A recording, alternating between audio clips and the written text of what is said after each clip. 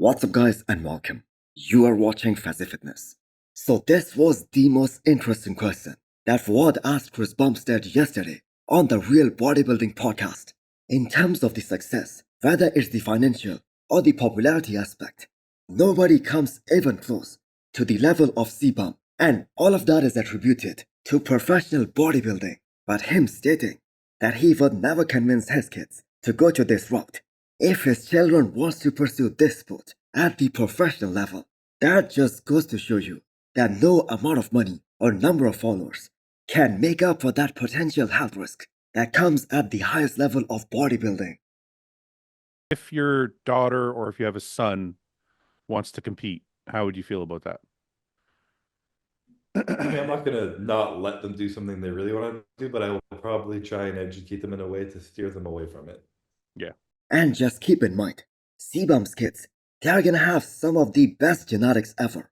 The reason is not only his genetics, and the fact that Chris himself is a genetic phenomenon, but also his wife, Courtney, who was multiple times Miss Olympia, way before Cbum came onto the scene. So the chances of Chris's kids having immense success in bodybuilding, they are really high. But his answer, Dad made it really clear, and what his thoughts are on this topic. Now, I don't think any of these top pros, any of these top bodybuilders openly say that they would not want their kids to be professional bodybuilders. They are hypocrites. They are just trying to protect their children from the potential side effects that they may encounter, or the side effects that all of these guys have encountered during their bodybuilding journey. I feel the same way. But a lot of people then call us hypocrites, and like people said.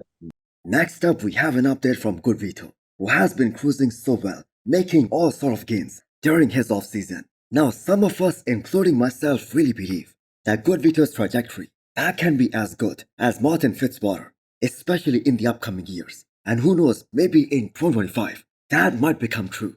And that observation, that is solely based on the fact that how well he performed and how well he compared against Martin Fitzwater at this year's Detroit Pro. And it wasn't like Martin was off in that show. He just got better and better with every passing show this year. And the man just made some unbelievable progress in a matter of just 6 months. So same can be said about Good Vito as well, who has been grinding so hard since this year's Detroit Pro. So this has been a very long off season, 6 months already, and the man is still going. So Good Vito was asked to make all those necessary improvements in the back density as well as the arms thickness, especially in the side shots. But that being said, some of his shots, like the front double biceps, like the most muscular, they were just so damn complete, and they were extremely deadly. I mean, not only was he able to beat Martin Fitzwater in those shots, but his front double biceps, that was regarded as one of the best front double in current bodybuilding.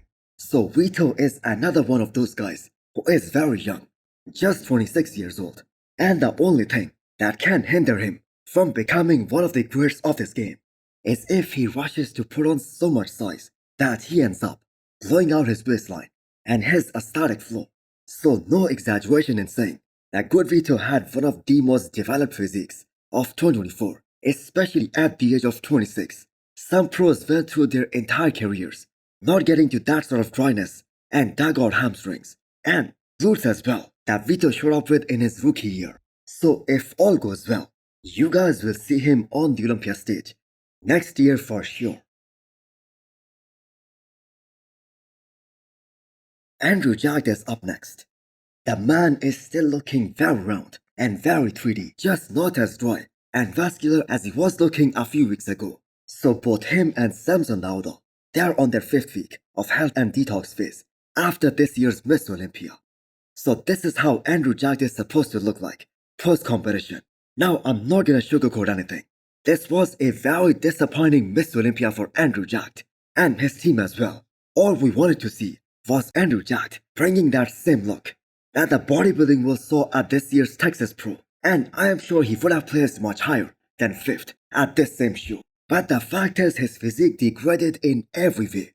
He was bigger at the Olympia, no doubt, but due to the lack of detail, he did not appear that big on the Olympia stage. In fact, he was looking a lot bigger at Texas Pro because he was so much conditioned And he had so much separation and detail in his physique. And we have absolutely no idea why these guys decide to play the size game, when this wasn't the feedback given to Andrew Jacked after this year's Texas Pro. Now I have to agree, there is a lot of catching up to do for Andrew Jacked to Samson Dauda's level, especially in terms of size, especially in the side shots, as both these guys are gonna be competing at this upcoming Arnold 225.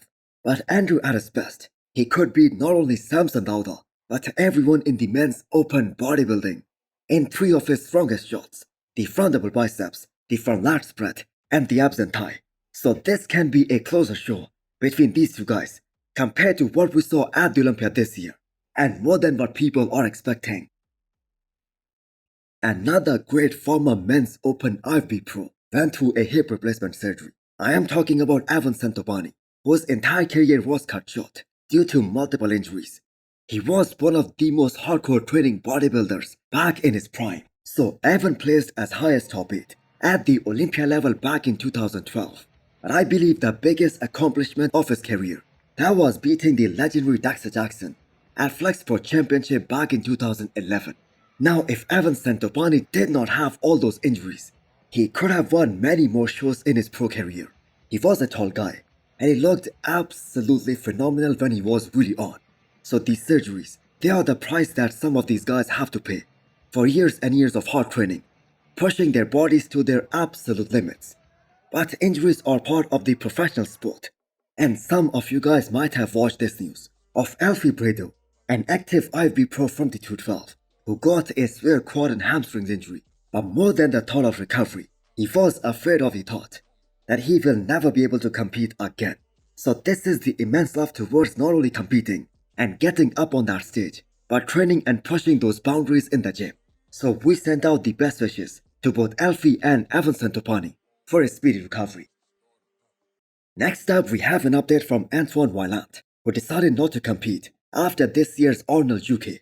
He recently became a father, but that wasn't the only reason he did not compete for the rest of the year.